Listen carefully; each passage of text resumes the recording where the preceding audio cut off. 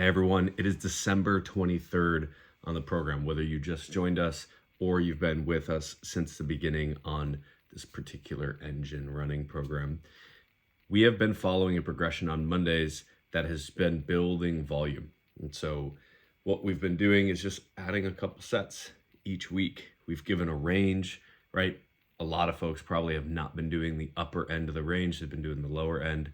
So if that's you, the goal this week is to add 1 or 2 sets. If you've been on that upper end of the range, you're going to add 2 sets this week. So last week, 10 was your max. We were 7 to 10. This week, we're doing 10 to 12 sets.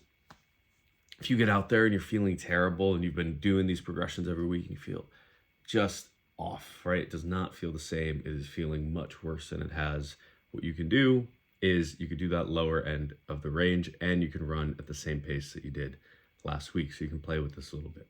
The reason we're doing this progression, be it boring, is that when we're looking at running, what we're looking to do is essentially increase the amount of volume we can withstand, because then we can train more running and not get injured.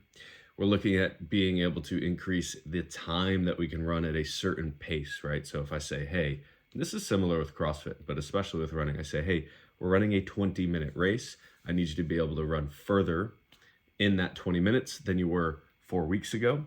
We do that by increasing the amount of time that we can spend running at that 20-minute pace, right? So we do these big chunks. It's kind of how we train for the 20-minute test on the C2 bike, if you're familiar with that.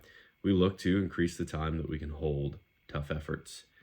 That's what we're doing on these. This is the last week of increasing the sets, and then we're going to move into a 2-minute run, 2-minute run. So we'll change it up a little bit and increase volume on that. So if you're just joining, know that you're jumping in to a progression, but at the end of the day, we're just doing some running work.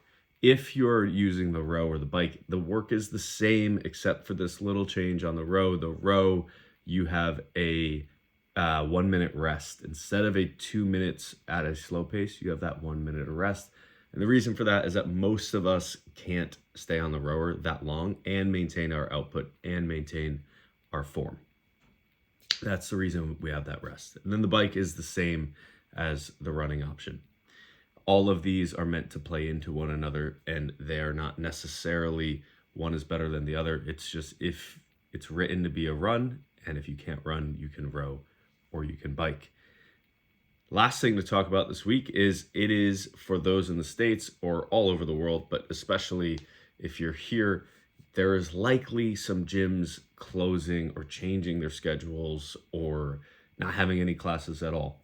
Some sort of mix up to your schedule this week because of the Christmas holiday and other holidays.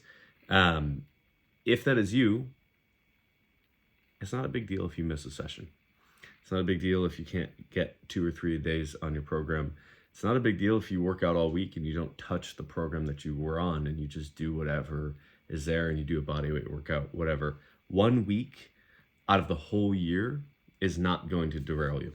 Now, if you were 2 weeks out from a competition, yeah, it would, but most of us are not.